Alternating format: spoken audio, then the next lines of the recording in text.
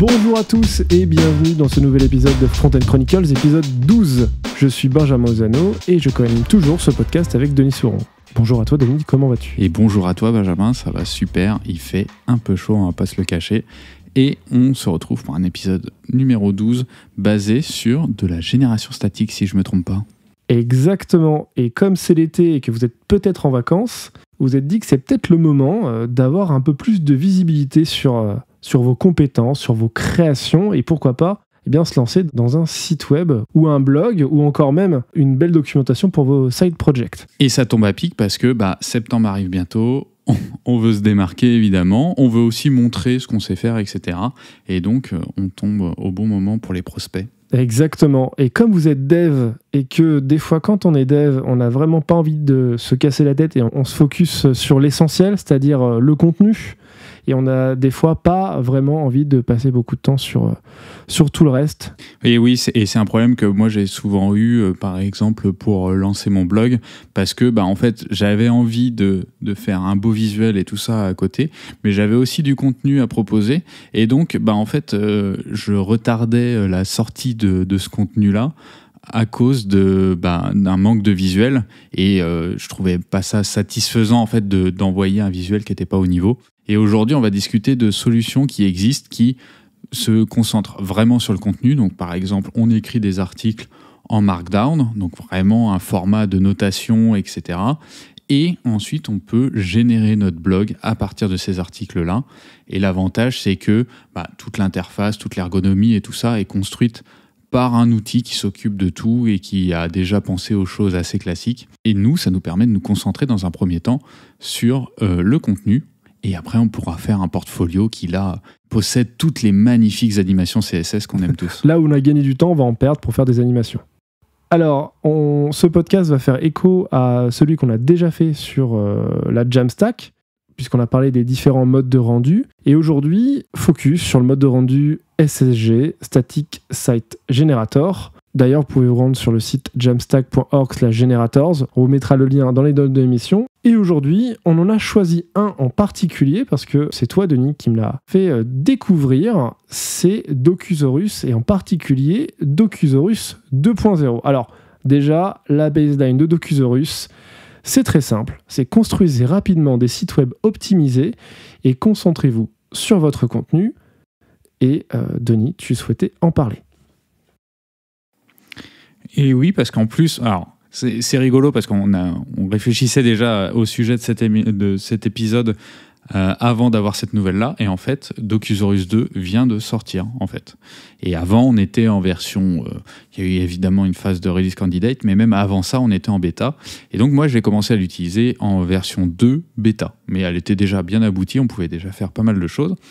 Et donc, du coup, ouais, c'est une solution que moi, j'ai découvert comme ça. En fait, je me baladais je faisais de la veille, je me baladais sur Internet et tout ça. Et puis, je regardais les différentes solutions qui existaient. Et en fait, je suis tombé là-dessus et je me suis dit, ah ouais, en fait, c'est vraiment, vraiment intéressant. Et après, quand j'ai vu, en fait, qui c'est qui s'en occupait, j'ai compris pourquoi qu'il y avait quand même pas mal de choses dedans. Et en fait, Docusaurus, c'est backupé par Meta, donc le nouveau Facebook. Et donc, du coup, on va pas les représenter, mais il y a ces backups de React et de tout ce qui va un peu autour. Et donc, du coup, en fait, Docusaurus, c'est dans la même lignée. Donc, c'est un outil open source qui est fourni par Meta et qui fournit évidemment un certain nombre de fonctionnalités qui vont nous servir pour faire de la doc, du blog, etc., etc. D'ailleurs, quand vous allez tout en bas du site de docusaurus.io, vous avez un fabuleux logo Meta Open Source. Voilà. Incroyable, hein, effectivement incroyable. Là où j'étais étonné, Denis, c'est quand tu m'en as parlé, parce que si vous nous suivez déjà depuis de nombreux épisodes, on a beaucoup d'espoir sur le framework librairie qui s'appelle Vue.js. Et à une époque, c'était aussi très Nuxt, on a été très très hypé par Nuxt, un peu moins aujourd'hui puisque la version 3 n'est toujours pas sortie, et moi je me suis un petit peu cassé les dents pour essayer de comprendre comment fonctionnait Nuxt en version 3. Ouais, elle est un peu bancale encore aujourd'hui, hein, donc on sent qu'il y a besoin d'un peu de maturation, et c'est dommage parce qu'on avait quand même un certain nombre d'attentes, et aujourd'hui en fait on se rend compte que c'est difficilement, voire pas production ready, quoi. Et c'est Les dommage. équipes font un travail de dingue, hein, juste sur leur Discord. Ouais, ça c'est sûr. Il y a beaucoup d'émulsions, beaucoup de boulot sur le sujet, mais voilà.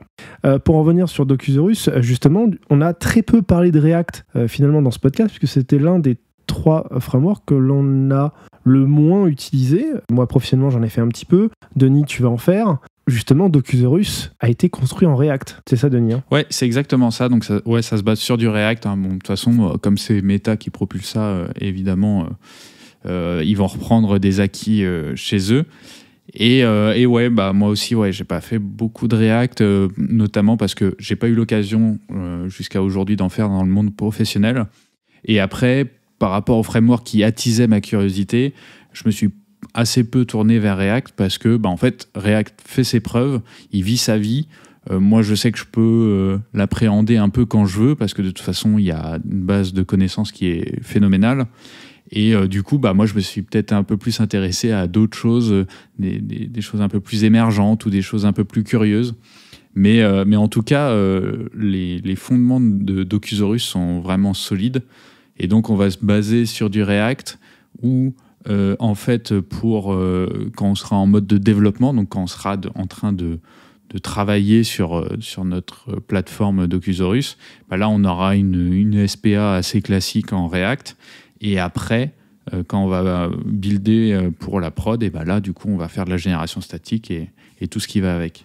Chez Docusaurus, on a 5 grands piliers, 5 fonctionnalités principales. Vous avez entendu la première, c'est construit en React. On va pouvoir faire du React à l'intérieur de Docusaurus. Et on a un second axe, c'est le MDX. Et en particulier, en fait, le MDX, c'est du Markdown avec du React à l'intérieur. C'est ça, Denis? Ouais, en fait, ils prennent comment ça s'appelle, le même nom que pour le JSX, TSX. Donc JSX, c'est du JS Extended, TSX, c'est du TypeScript Extended. Et ben là, Markdown X, c'est Markdown Extended. Et en gros, c'est du Markdown dans lequel on peut jouer avec nos composants React. Et je voulais juste revenir sur la fonctionnalité quand même d'avant où on a peut-être pas forcément précisé assez. La plateforme elle est faite en React, on peut créer des composants React, mais en fait on peut aussi faire des pages entièrement en React. C'est-à-dire qu'on peut faire d'un côté des pages en Markdown avec potentiellement dedans des petits composants React, mais on peut faire aussi carrément des pages statiques ou même des pages qui fonctionneraient comme n'importe quel SPA, entièrement en React en fait. Est-ce que Docusaurus, à l'instar de VuePress, a été fait pour de la documentation au départ? Est-ce que toi tu le sais? Ouais, bah en fait, il y a un peu de ça, mais en fait, je pense que vraiment le mot d'ordre, c'est le contenu, c'est-à-dire que bah, la documentation, c'est une forme de contenu, mais le blogging, c'est aussi quelque chose qui est très axé sur le contenu, etc. Donc, on va écrire des articles et la mise en forme, bon, c'est sûr, c'est toujours mieux d'avoir une mise en forme qui est sexy, mais le principal contenu d'une page de blog, c'est l'article qu'on a écrit dedans. C'est pas toute la coquille, c'est pas tout l'apparat qu'il y a autour. L'apparat qui est autour, c'est juste pour que ce soit à peu près élégant. Mais le but premier d'une page d'article de blog, c'est l'article en lui-même. Et donc, du coup, là, l'objectif de Docusaurus, c'est de fournir tout un écosystème qui nous permette de nous concentrer sur le contenu et donc sur vraiment du contenu rédactionnel, typiquement. Et donc, ça peut être de la doc, ça peut être du blog, mais ça peut aussi être autre chose qui peut vous servir. Ça peut être votre site personnel, votre portfolio, voilà, votre CV aussi. Alors, on va y venir justement, comme c'est focus sur le contenu. Le troisième axe de Docusaurus, c'est qu'il est prêt pour les traductions, avec soit Git, soit un outil qu'ils appellent CrowdIn, ou un autre gestionnaire de traduction, et qui peuvent être déployés individuellement pour avoir des pages multilangues. On parle aussi de versionnage des documents. Pour un cas de documentation, si votre logiciel passe de la version 1.0 à 2.0, vous allez pouvoir facilement indiquer à vos utilisateurs que votre doc va changer et qu'elle est versionnée. Et enfin, on peut rechercher du contenu grâce notamment à l'utilisation d'Algolia. Et je crois que tu as une petite anecdote sur ce sujet, Denis. Ouais, alors Algolia, vous le connaissez peut-être, c'est un moteur de recherche qui est souvent utilisé par les gens par les blogs justement ou les petites plateformes de doc, etc. Vous pouvez utiliser le moteur de recherche Algolia du moment que vous ne montrez pas de blanche et que votre but, c'est de partager de l'information, etc., etc. Et du coup, ouais, pour la petite anecdote, en fait, il y a une partie du site d'Algolia qui est construite avec Docusaurus. Donc c'est rigolo parce que quand on va sur le site qui présente Docusaurus, évidemment il est fait avec Docusaurus, et le moteur de recherche c'est Algolia, et quand on va sur le site d'Algolia, il y a une page en Docusaurus, donc c'est rigolo. La doc d'Algolia est en Docusaurus, et Docusaurus utilise Algolia. Donc c'est marrant ce ping-pong entre les deux, donc on sent qu'il y a quand même une certaine proximité entre les deux. Et justement, sur Docusaurus, pourquoi on a voulu faire aussi un sujet là-dessus, c'est que tu as lancé ton propre blog justement sur ça qui est actuellement en production. Du coup, je me suis lancé sur un blog, donc il est en production, mais après, j'ai pas encore trop partagé le lien parce que j'ai encore des petites choses à ajuster, hein, comme tout le monde. Voilà, j'ai ma petite homepage qui, du coup, elle est assez vide parce que pour l'instant, j'ai surtout fait des articles et j'ai mis les épisodes de Front-End Chronicles dessus. Et donc, très important. Et très très important, évidemment, primordial même. et du coup, après, j'ai repris certains articles que j'avais faits pour mon entreprise actuellement, d'autres articles que j'ai partagés sur LinkedIn. Du coup, je les ai écrits en Markdown. Je peux complètement laisser le framework. C'est pas un framework, mais l'outil faire pour moi. J'ai pas besoin de me concentrer sur OK, est-ce que ma pagination va bien fonctionner, est-ce que mon read-more va bien fonctionner, etc., etc. Et tu l'as déployé sur quoi, du coup ? J'ai utilisé une plateforme que j'adore, qui s'appelle Vercel. C'est pas pour faire la pub, je touche pas de com. Vercel, en fait, quand on l'utilise en mode tout seul et pour son passe-temps, c'est gratuit. Donc, en fait, il y a pas mal de plateformes qui fonctionnent comme ça, donc en mode freemium, Donc, GitHub, c'est un peu comme ça aussi, où c'est on vous montre tout notre savoir-faire, on vous laisse utiliser 90% de notre plateforme. Par contre, la seule contrainte que vous avez, c'est d'être tout seul et de ne pas faire du biz, en fait. Voilà. Et ça se comprend. Mais l'avantage, c'est que du coup, on a des outils qui sont hyper puissants, qui normalement sont facturés plus ou moins cher sur les projets. Et nous, on en bénéficie gratuitement. Donc Vercel, qui est une plateforme qui permet de se brancher directement sur un projet Git, qui offre aussi un système de template, etc. pour amorcer des projets. Et en fait, c'est une plateforme qui va faire du continuous deployment. Ça pourrait peut-être faire l'objet d'un sujet d'ici la fin de l'année, les plateformes de déploiement statiques, parce qu'on peut le faire aussi avec les GitHub Pages.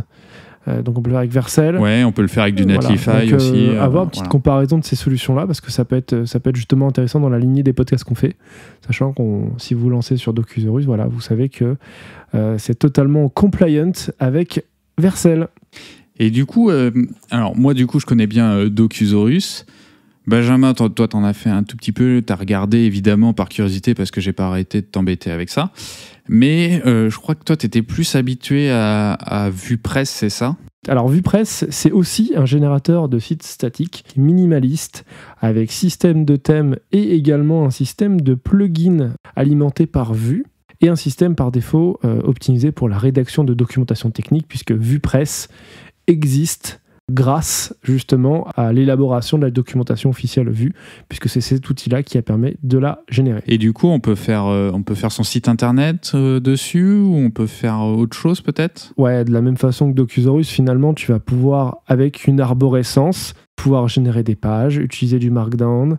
Tu peux même faire de l'hydratation derrière. Ok, ouais. Et du coup, je pense qu'on peut faire du blog, à l'instar de, on fait de la doc, on peut tout aussi bien faire du blog, je pense. Il y a très peu de différence, finalement. Ça va être la façon de présenter, parce que du coup, chaque page, ça peut être un article de blog, et ainsi de suite. Et du coup, pour ceux qui sont dans le monde de Vue, VuePress, ça doit vous évoquer quelque chose, puisque justement, Evan s'est dit à un moment donné, puisque j'ai lancé Vite et que ça fonctionne plutôt bien, et puisque je ferais pas une version de VuePress avec Vite, justement. Et donc VuePress est né, et ne remplace pas, à mon grand étonnement quand je suis renseigné un peu sur le sujet, VuePress. Ça existe aujourd'hui en parallèle. On a la version 1 de VuePress, et on a la version 3 de VuePress, qui est assez récente, il me semble, qui est sortie en début d'année.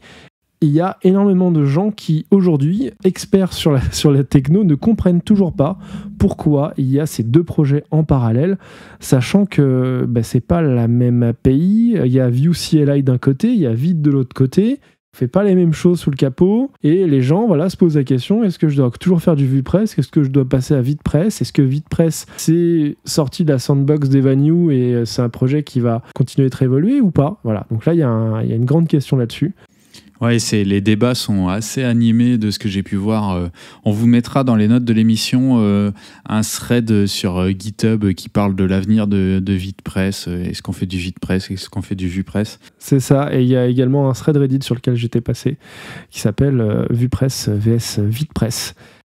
Je vous laisserai à même de juger. Donc c'est un des grands concurrents de Docusaurus, évidemment, parce qu'ici, on est sur la technologie Vue. Ouais, et du coup, si on est sur la technologie Vue, comme tu disais, qu'on peut faire son site internet, qu'on peut faire du blog, on peut faire de la doc, etc., et que c'est assez proche de Docusaurus, du coup, je pense que tu as du support des composants Vue, c'est ça ? Exactement. Ouais, et donc du coup, c'est ce que tu disais quand tu disais qu'on pouvait faire de l'hydratation, faire une c'est SPA très assez classique. cousin, en Au fait. final, c'est basé sur Vue. C'est très cousin parce que derrière, quand tu fais ta doc, tu peux incorporer tes composants, justement, sur lesquels tu fais ta documentation. Voilà, tu as un système aussi de Markdown et tu as un système de composants Vue.js que tu peux intégrer dans le Markdown. Donc voilà, au final, on a quelque chose d'assez similaire sur le fonctionnement. Alors c'est rigolo que tu parles des soucis avec VuePress et VitePress et tout ça, parce que on le sait, Evan New, il fait du bruit. Voilà, c'est quelqu'un qui est qui a du charisme et qui s'exprime énormément sur différents médias, et puis il impose un peu son style aussi. Mais le fait qu'il n'y ait pas de consensus entre VuePress et VitePress et qu'il n'y a pas d'avis tranché et qu'il n'y a pas de décision qui est prise là-dessus, moi, ça me fait penser aussi à la problématique entre Vue CLI et Vite.js. Et c'est rigolo parce qu'il devait y avoir apparemment, normalement, Vite devait réintégrer le Vue CLI. Oui, c'est ça. Et en fait, on n'y est toujours pas. Et c'était des choses, je crois, qu'on avait discuté quand on avait abordé dans l'épisode sur Vue. Et en fait, aujourd'hui, août 2022, oui. Et il se passe rien, quoi. Exactement. Il se passe rien. Vite devait justement être intégré sous le capot de Vue CLI. C'est ça, en fait. Ces outils-là devaient être complémentaires. Au début, on avait dit que voilà, c'était vraiment deux branches séparées, mais à terme, on n'aurait qu'un seul outil qui unifie les deux mondes, à la fois Vue CLI avec le CLI qu'on connaît actuellement, et la puissance de Vite et la simplicité de Vite sous le capot. Et c'est toujours pas le cas.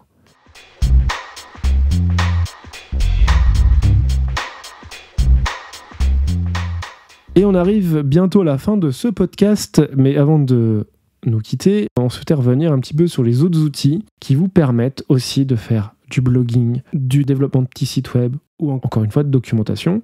En commençant par l'un des plus connus, l'un des plus anciens, Denis, je sais que tu le connais, c'est ce qui était proposé par défaut sur les GitHub Pages et qui est toujours proposé par GitHub Pages aujourd'hui. Si je ne me trompe pas, c'est Jekyll, c'est ça ?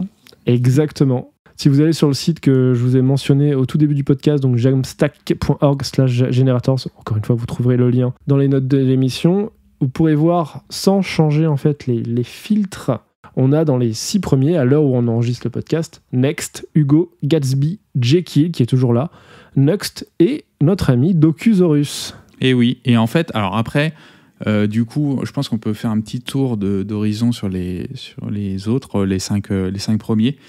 À la différence quand même de Docusaurus et VuePress et VitePress qu'on a parlé quand même jusque-là, c'est quand même des générations statiques qui sont moins basées sur de la doc et du blogging, donc ce sera moins outillé dans ce sens-là.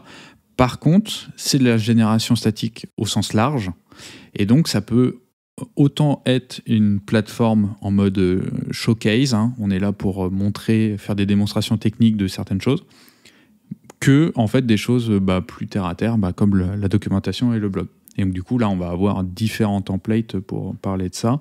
C'est vrai que Jekyll, on a connu ça quand on faisait joujou sur les GitHub Pages, à l'époque où on était encore jeune et innocent. Je sais pas si tu t'en souviens. si.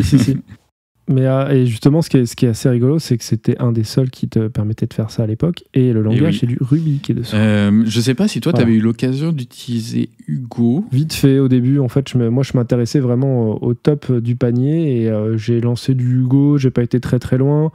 Gatsby, j'ai pas été très loin. C'est du React aussi. Hein, on a un système d'arborescence, de templating. Donc du coup, ceux qui font du Next, voilà, c'est pas kiff-kiff, mais on retrouve des arborescences un peu similaires. Donc voilà. Next, je pense qu'on est tous d'accord pour dire que c'est vraiment impressionnant. Là, ce qui est poussé, du coup, c'est par les gens de Vercel. Hein, la partie vraiment Next, elle est assez impressionnante aujourd'hui pour faire des applications React.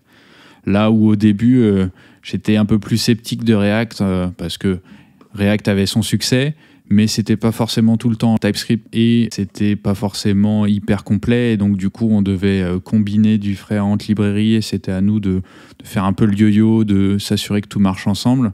Et ben là, maintenant, avec Next, c'est vraiment un candidat de choix, surtout qu'il y a des migrations qui sont très facilitées d'une appli React vers Next. Et là, on passe de la simple librairie de rendu à un framework vraiment complet, quoi.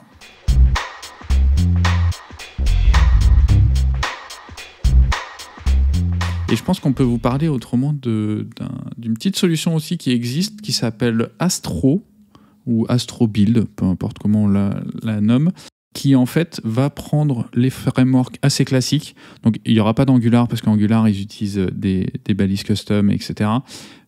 Mais qui va prendre du React, du Preact, du Vue, du Svelte, du Lit, du Alpine, et du Solid aussi. Et en fait, va transformer ces applications qui seront plutôt en SPA et va faire un certain nombre d'optimisations et potentiellement la passer en génération statique. Voilà. Donc ça, c'est un petit... on vous mettra le lien, je pense, aussi de Astro. Astro, c'est le petit truc sympa aussi. C'est-à-dire que vous avez fait votre blog en React, et ben vous mettez Astro par-dessus et puis hop, ça vous fait des petites pages statiques et c'est pas mal, quoi. Pour la mise en cache, c'est mieux, quoi.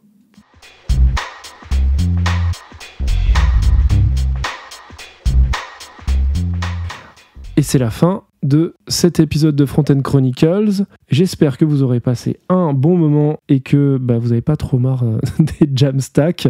C'est un petit peu aussi dans l'air du temps, donc voilà.